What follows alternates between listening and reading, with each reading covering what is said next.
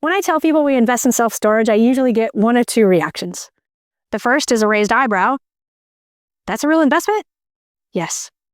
It's one of the most consistently durable asset classes in commercial real estate. And the second is curiosity. Why storage? And that question has a very specific answer. Self-storage is not driven by the economy, it's driven by life.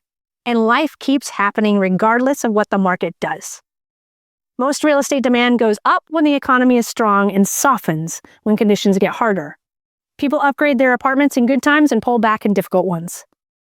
Self-storage doesn't work that way. The demand drivers for storage are life events, and life events are not cyclical. People need storage when they move, when they downsize, when they go through a divorce, when a parent passes away and the family is clearing out in this state, when they change jobs and relocate, when a business transitions, when they're in between one chapter of life and the next. Now think about what happens during economic disruption.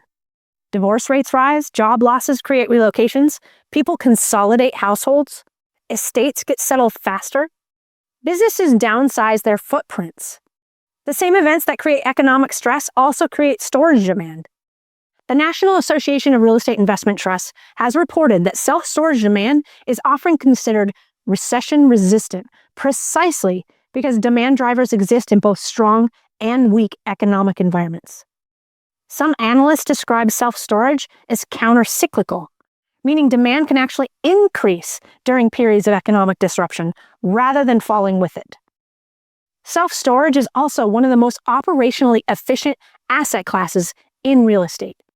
There's no tenants in the traditional sense, no kitchens to repair, no lease-up timelines that depend on unit-by-unit improvements, and no complex tenant relationships to manage. The average well-run self-storage facility operates with a lean team, dynamic pricing technology, and relatively low overhead compared to most property types. National average storage rates were approximately $136 per month as of late 2025, according to Rent Cafe data. And operators can just adjust pricing dynamically as occupancy shifts. That flexibility means a well-managed facility can respond to local market conditions faster than almost any other real estate type. And I want to add one more thing here that I think gets overlooked. Self-storage has historically carried some of the lowest leverage ratios in commercial real estate. That means operators in this space tend to run lean balance sheets with less debt relative to asset value. In high-rate environments, when heavily leveraged real estate operators are under pressure, well-capitalized self-storage operators tend to be insulated. That structural conservatism is by design. That asset class has held up across cycles in a way that more leveraged sectors have not. The sector also historically carries some of the lowest leverage ratios in commercial real estate. That structural conservatism creates resilience in high-rate environments and protects operators when financing markets tighten. Here's something important about where self-storage stands right now. New supply is declining. According to Storage Cafe, 59.3 million square feet of new self-storage space was planned for 2025, 7.9% less than the prior year. Higher construction costs and tighter financing have slowed new development across the sector. And when supply tightens and demand remains stable or increases, fundamentals improve for existing, well-located properties. That's the current setup in many of the markets we operate in. We focus on markets where demand is consistent and supply discipline is strong. We look for fragmented ownership, smaller operators who have strong locations but have not applied institutional quality management practices to their facilities. When we bring in technology dynamic pricing, automated access, streamlined operations, we can move a facility from average performance to strong performance relatively quickly.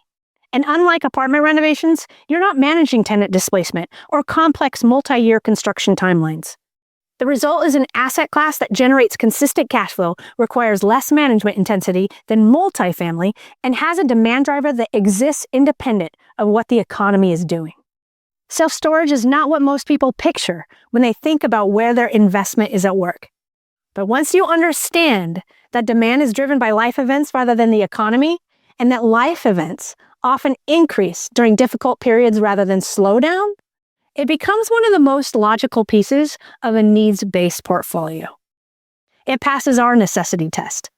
People will need storage in a recession. People will need it in a boom. The triggers for demand are human, not cyclical. And that's exactly why it's part of the foundation behind your Freedom Notes investment.